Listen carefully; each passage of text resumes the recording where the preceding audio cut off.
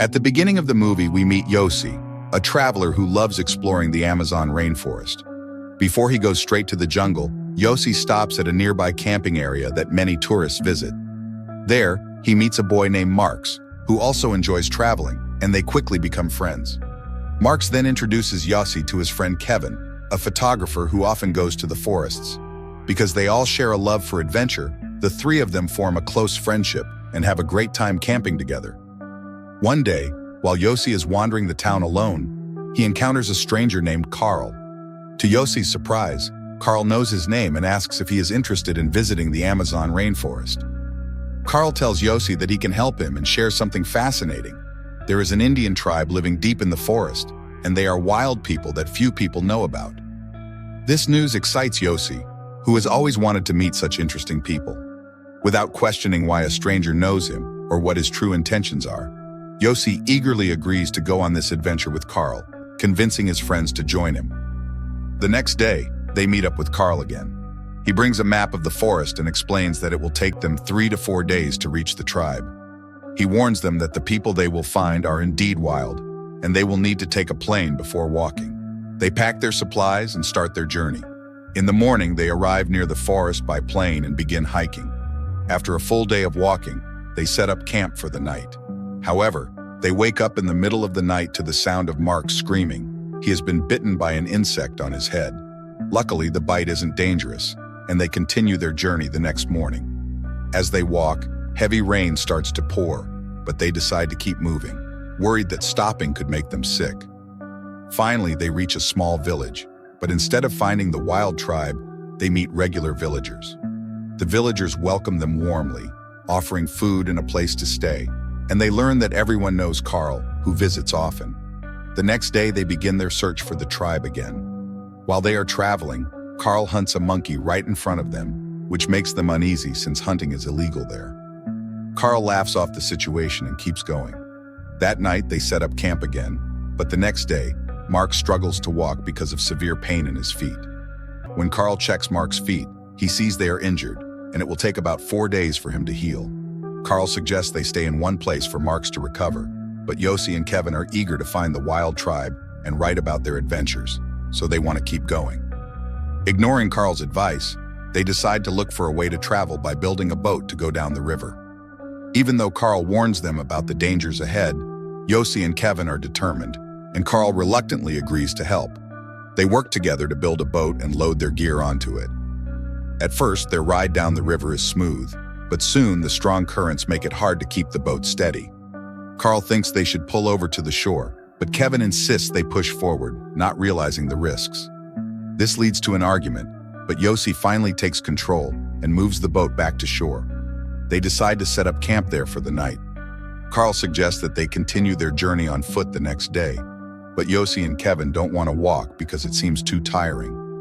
They believe traveling by water would be easier now that Marks has recovered. They turn to Marks for advice, hoping he can help them decide what to do next. He chose to walk with Carl because he knew Carl was good at surviving in the wild and could help him. They split into 2 groups. Carl and Marks would walk on foot while Yossi and Kevin would travel by boat. The plan was to meet at a specific spot in the forest after 3 days. At first, their journey to the river went smoothly, but then a storm hit. The waves became so strong that it was hard to keep the boat steady. The current started to carry them away, but luckily they hit a huge rock in the river, which stopped their boat. They realized they had to act quickly to stay safe. Yossi felt very nervous and couldn't decide what to do. Kevin then said, "Listen, Yossi, I'll jump into the water and swim to the shore. Once I'm there, I'll throw you a rope so you can come to me." Yossi hesitated at first, but Kevin encouraged him. He jumped into the river and, after a lot of effort, made it to the shore. Before he could throw Yossi the rope, the water started flowing in the opposite direction. This sudden change caused Yossi to fall back into the river, and the current quickly pulled him away. Kevin couldn't believe what he was seeing. He had nearly saved his friend's life, but now he might never see Yossi again. He yelled for Yossi, but there was nothing he could do. Yossi floating with the current and eventually reaching the shore. Yossi didn't know what to do. He noticed his bag was also floating nearby, so he grabbed it. Inside, he found a Bible and some survival pills that Carl had packed. He took one pill for strength and set out to find his friend in the forest. Yossi wandered through the forest for a long time, feeling hopeless. Finally, he took out the map Carl had given him and started looking for directions. Along the way, he spotted a fruit tree. He was very hungry, so he climbed it to pick some fruit, but a snake bit him while he was reaching for it. Luckily, the snake's bite didn't harm him. Yossi then killed the snake with a stone and ended up eating it. After this, he decided to rest for the night.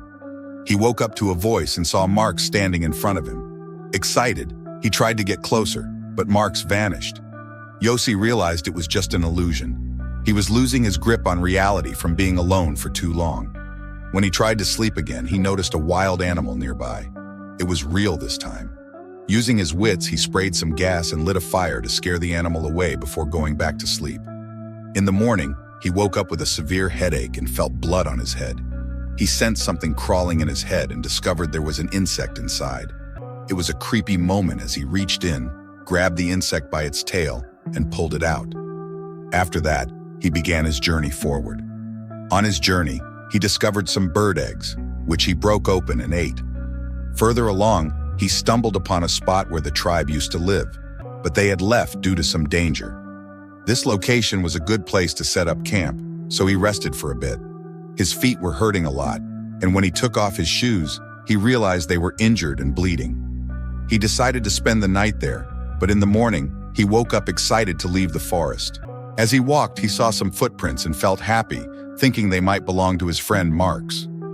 Unfortunately, that wasn't the case. The scene then shifts to Kevin, who had made it to the riverbank. The villagers found him and helped him. Once he felt a little better, Kevin rushed to meet an officer to ask for assistance in finding Yossi, who was lost in the water. The officer listened and sent a rescue plane into the forest to look for Yossi. Meanwhile, Yossi, who had been in the forest for 14 days, was in bad shape mentally.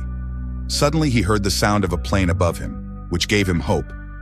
He grabbed a red cloth to signal the plane, but unfortunately, they couldn't see or hear him. The plane later reported that they didn't find Yossi. Hearing this, Kevin was shocked and asked the officer again for help. The officer thought Yossi might be dead since he had been missing for 2 weeks. Around there, it's assumed someone has died if they haven't returned in 5 days. Still, Kevin held on to the hope that his friend was alive. He met someone in the village who knew the forest well, and he asked for help searching for Yossi. Together, they went back into the forest via the river. In the forest, Yossi's mental and physical health was getting worse. He had no energy left and lay there feeling lifeless. Suddenly, a wild woman approached him, and he felt scared upon seeing her. The wild girl was also afraid to see him, but having someone with him at that moment was a big help for Yossi. He told the wild girl that nothing would happen and invited her to stay with him. He let her sleep beside him. When he woke up later, he found out that she was gone. It became clear that she had never really been there. It was all in his imagination. After that, Yossi got his thoughts together and walked to a tree covered in ants. He took off his clothes and held onto the tree to let the ants climb on him and bite him, hoping it would give him the strength to go to the river. He thought this was exactly what he needed. When the ants started biting him, he ran to the river to wash them off. Once he cleaned himself, he wrote a Y in the dirt to let Kevin know he was alive if he ever searched for him. As he sat there, a turtle passed by, and Yossi picked up a rock to kill it for food. But then, feeling sorry for the turtle, he decided not to. Night fell, and Yossi realized he didn't have the energy to keep going and thought he might die there alone. Overwhelmed, he fell asleep. In the morning, Kevin came searching for him and saw Yossi's sign by the river. He realized that Yossi was nearby, but after searching for a long time, he couldn't find him and had to leave feeling hopeless. Kevin feared Yossi might not be alive anymore. As Kevin's boat engine started to go back, Yossi heard it. He called out to Kevin, but his voice couldn't reach because of the loud waves and the noisy boat. Yossi felt like all hope was lost. His friend came so close to saving him, but it seemed like fate wasn't on his side.